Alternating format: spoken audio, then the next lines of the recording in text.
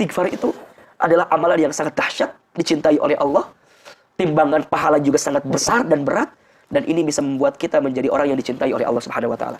Cinta siapa yang paling tinggi yang kita mau harapkan kecuali cintanya Allah Subhanahu wa taala? Ingin masuk surga? Rahmat Allah. Ingin masuk surga? Ampunan Allah.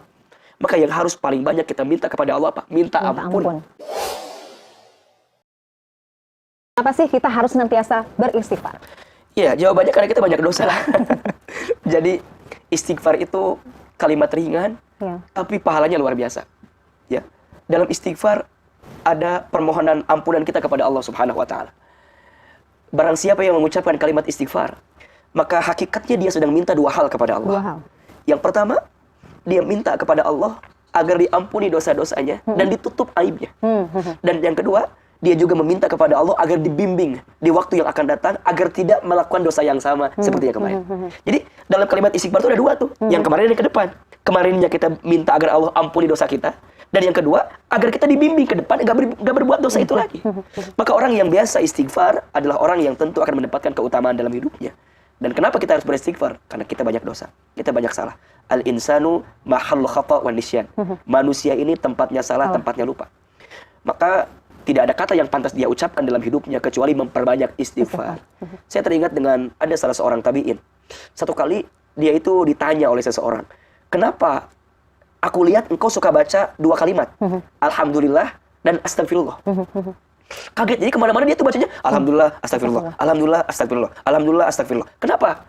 Kemudian dia menjawab, kenapa aku sering mengucapkan Alhamdulillah? Karena aku nggak tahu dari sekian banyak nikmat yang Allah berikan, mana yang belum aku syukuri. Dan yang kedua, kenapa aku banyak membaca istighfar? Karena aku tidak tahu dari sekian banyak yang aku lakukan, mana yang boleh jadi melanggar aturan Allah Subhanahu wa taala. Dan kita tidak tahu, boleh jadi itu dosa dalam pandangan Allah Subhanahu wa taala. Maka aku biasa mengucapkan kalimat Alhamdulillah dan Astagfirullah. Alhamdulillah untuk nikmat yang belum kita syukuri, Astagfirullah untuk dosa yang belum kita taubati. Maka perbanyak istighfar adalah amalan yang sangat luar biasa. Dahsyatnya istighfar. Ringan tapi dahsyat tadi ya, Ahilman. Nah, Ahilman, ada waktu-waktu yang utama nggak sih sebenarnya pada saat kita melakukan istighfar itu? Atau sebenarnya bisa anytime aja? Nah, justru inilah luar biasanya. Istighfar bisa dilakukan kapanpun, dimanapun, dalam keadaan apapun. Jadi luar biasanya. Tak terikat waktu, tak terikat tempat, tapi kita bisa menghadirkan istighfar. Kan begitu. Maka di dalam istighfar yang kita ucapkan, yang paling penting adalah keyakinan diri kita untuk minta ampun ke Allah. Kemudian fasihnya lisan kita untuk biasa mengucapkan kalimat Allah, Allah, Allah, Allah, istighfar, karena dia punya banyak kesalahan dalam hidupnya. Dan yang ketiga, terbuktinya perilaku kita untuk terjaga dari keburukan. Maka orang yang biasa istighfar, dia harus memastikan hatinya yakin ke Allah, lisannya mengucapkan kalimat istighfar, kemudian dia buktikan dengan amal perbuatan bahwa dia minta ampun kepada Allah bukan hanya dengan istighfar yang di lisan, tapi dia buktikan bahwa minta ampunnya dengan cara melakukan apapun yang Allah cintai dalam hidupnya. Ahilman, jadi saya pernah mendengar, mohon maaf kalau nanti ada yang salah dikoreksi. Ketika kita memiliki hajat tertentu, ada yang bilang perbanyak istighfar. Jadi memang seperti itu ya? Jadi kalau kita urutkan, ada 5 lah keutamaan istighfar itu. Yang pertama, istighfar itu menghapuskan dosa.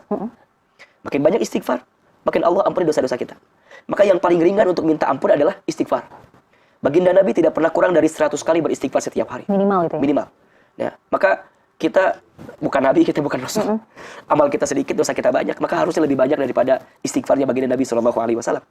Yang kedua, istighfar itu mengabulkan doa. Kenapa? Karena Allah hanya akan menerima sesuatu yang baik-baik. Dan Allah akan memberi sesuatu yang baik-baik. Nah, saat orang beristighfar, dia tahu ada keburukan dalam hidupnya. Maka dia bersihkan dengan istighfarnya. Sehingga doa yang dia panjatkan akan lebih dikabulkan oleh Allah Subhanahu wa taala. Maka hati-hati. Di antara sebab mengapa doa itu sulit terkabul, jawabannya karena masih ada yang kotor yang kita lakukan. Karena masih ada sesuatu yang haram yang kita makan. Masih ada sesuatu yang buruk yang kita konsumsi. Maka istighfar. Maka istighfar tadi membersihkan dosa-dosa kita sehingga Allah mengabulkan doa-doa kita. Yang ketiga, istighfar juga membuka pintu rezeki. Masya Allah. Ya. Sebagaimana kita tahu di dalam Al-Quran disebutkan bahwa dengan baca istighfar kemudian Allah turunkan air hujan kan. Itu kan rezeki. Kalau bahasa kontemporernya itu Allah curahkan rezeki kepada orang yang biasa istighfar. Kenapa? Karena dia menghadirkan ampunan kepada Allah untuk kemudian minta ampun dari segala kesalahannya. Karena rezeki itu datang ketika kita meningkatkan ketakwaan kan. Wa may yattaqillaha yaj'al lahu makhraja wa yarzuqhu min haitsu la yahtasib. Barang siapa yang bertakwa kepada Allah, niscaya Allah akan tunjukkan jalan keluar dan Allah akan bukakan pintu rezeki dari jalan yang tak pernah disangka-sangka. Orang yang biasa istighfar, tingkatkan ketakwaannya, maka rezeki menjadi bagian dalam hidupnya. Dan ingat, pernah kita bahas, jangan membatasi rezeki dengan urusan materi. Begitu banyak rezeki yang luas, yang lapang, yang Allah hadirkan kepada kita. Yang keempat, orang yang biasa istighfar itu dimudahkan urusannya. Makanya mohon maaf ya, Mbak Mila, kita semua nih kalau lagi mepet, lagi kepepet, lagi mendesak, lagi macet, misalnya kita nunggu ke arah mana gitu ya, macet betul. Udah, daripada kita ngeluh, banyak istighfar. Nanti dengan caranya Allah akan berikan jawabannya. Walaupun mungkin tetap telat juga, tapi ada keajaiban.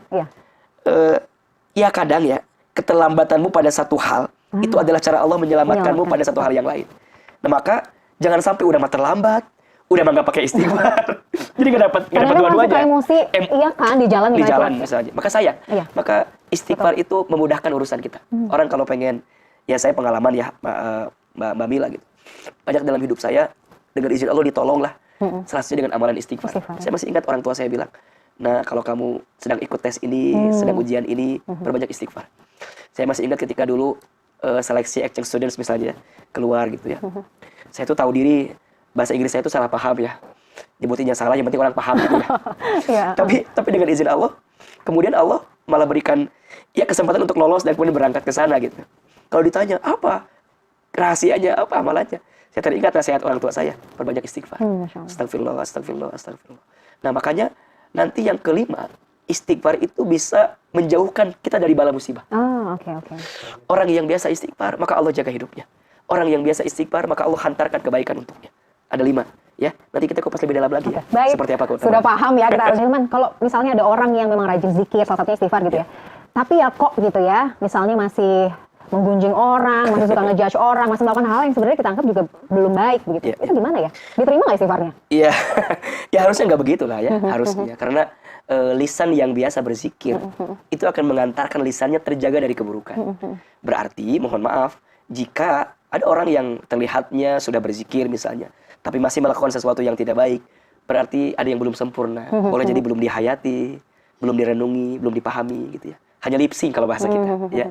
Maka sudah bagus kita banyak berzikir, tinggal kemudian sempurnakan ya dengan zikir hatinya. Dengan zikir lisan udah nih, zikir hati. Ya. Kan ada orang yang kemudian dengan zikir yang dihadirkan mampu menjaganya dari setiap keburukan ya.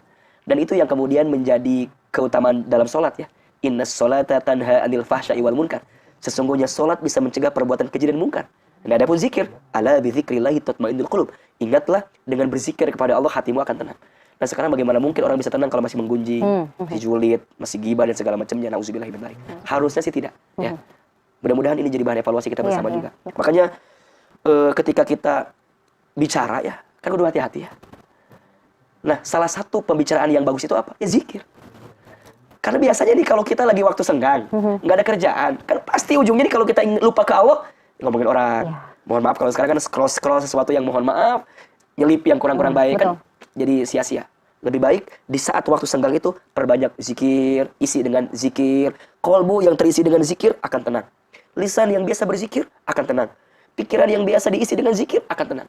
Makanya majelis zikir itu raudhah min riyadil jannah, taman di antara taman-taman surga. Jadi kalau Mbak Mila, pemirsa CNN Indonesia ingin melihat surga sebelum surga, maka hadirlah di majelis zikir. Karena setiap lantunan zikirnya akan mengantarkan ketenangan untuk kita. Masya Allah.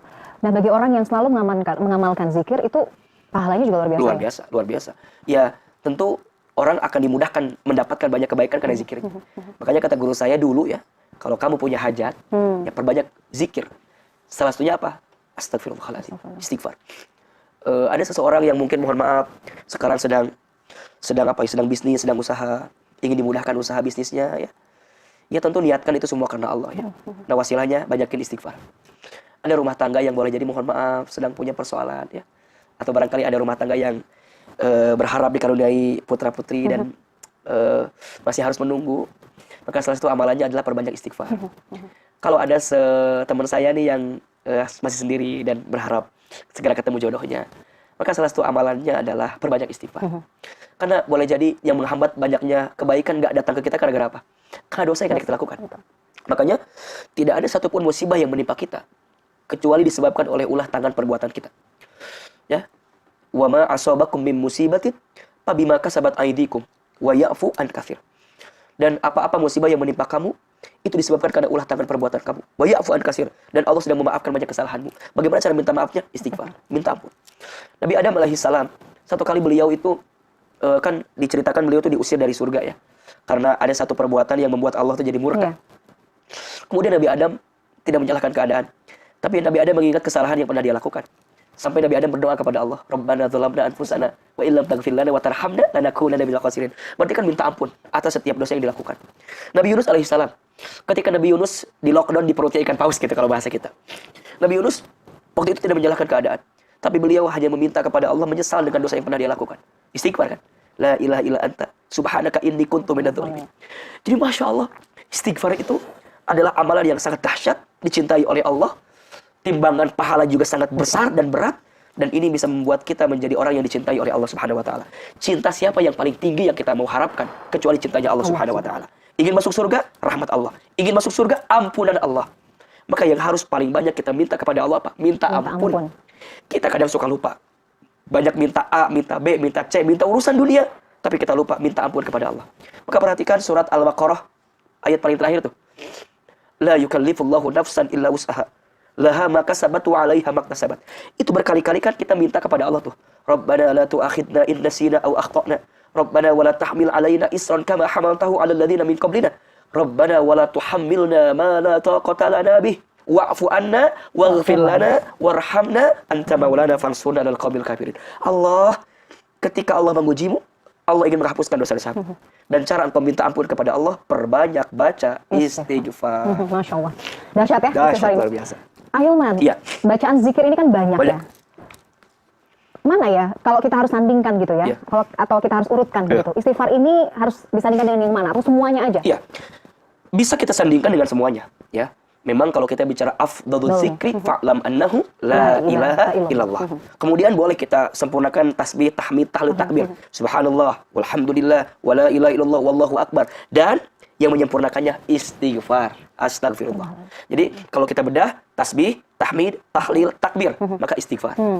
Subhanallah, walhamdulillah, wala ilaha illallah, wallahu akbar. Astagfirullah, astagfirullah. Atau dibalik, astagfirullah dulu, baru yang tadi.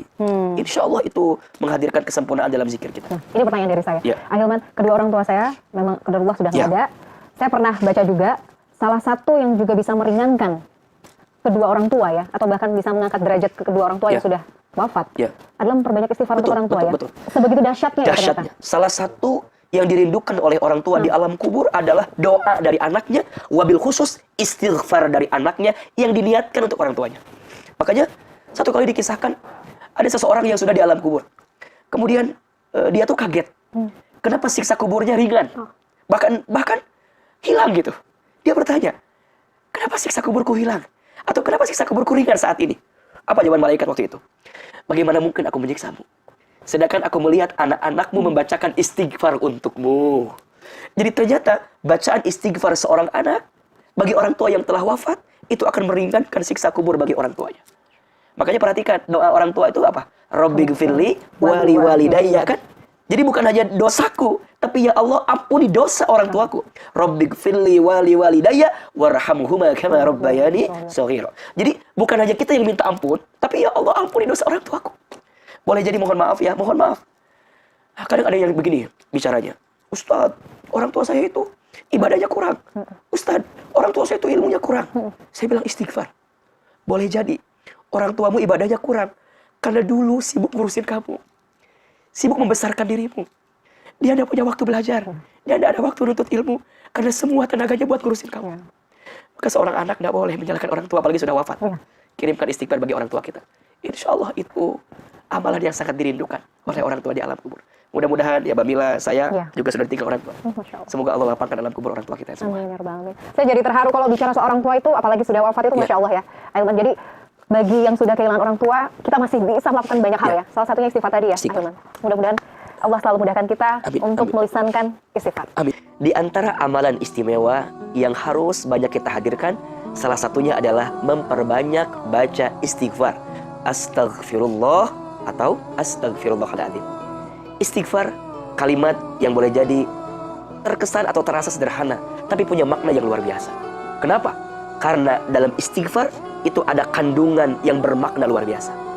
Istighfar adalah cara kita minta ampun kepada Allah atas setiap kesalahan yang pernah kita lakukan. Kita semua sadar, kita semua yakin bahwa kita pernah berbuat salah, pernah berbuat dosa, pernah berbuat keburukan. Maka istighfar adalah cara kita untuk mengundang ampunan dari Allah Subhanahu wa taala. Ketika engkau membaca istighfar, sungguh engkau sedang meminta dua hal kepada Allah. Yang pertama, engkau sedang minta ampun kepada Allah atas dosa yang kamu lakukan. Dan yang kedua, engkau sedang minta dibimbing kepada Allah agar engkau tidak melakukan dosa yang sama di waktu yang akan datang. Maka dalam bacaan istighfar terdapat banyak keutamaan. Apa di antaranya? Istighfar menghapuskan dosa. Istighfar mengabulkan doa. Istighfar mengundang pintu rezeki. Istighfar memudahkan setiap urusan. Istighfar menjauhkan kita dari musibah. Dan istighfar memudahkan hajat kita untuk disegerakan dalam kehidupan. Maka ayo perbanyak istighfar, terutama di waktu sahur. Karena di antara perintah untuk memperbanyak istighfar di waktu sahur, wa fil asharihum yastaghfirun, dan di waktu sahur perbanyaklah istighfar. Yakinlah ketika engkau banyak minta ampun kepada Allah dengan istighfarmu, maka Allah akan berikan apa yang terbaik dalam hidupmu. Kadang mohon maaf, kita sering banyak minta kepada Allah segala hal. Iya, tapi jangan lupa minta ampun kepada Allah dengan memperbanyak istighfar. Ketahuilah, saat dosamu diampuni oleh Allah, maka Allah akan cukupkan kebutuhanmu. Saat engkau memperbanyak istighfar, maka lisanmu, hatimu, dirimu akan dibimbing dalam kebaikan.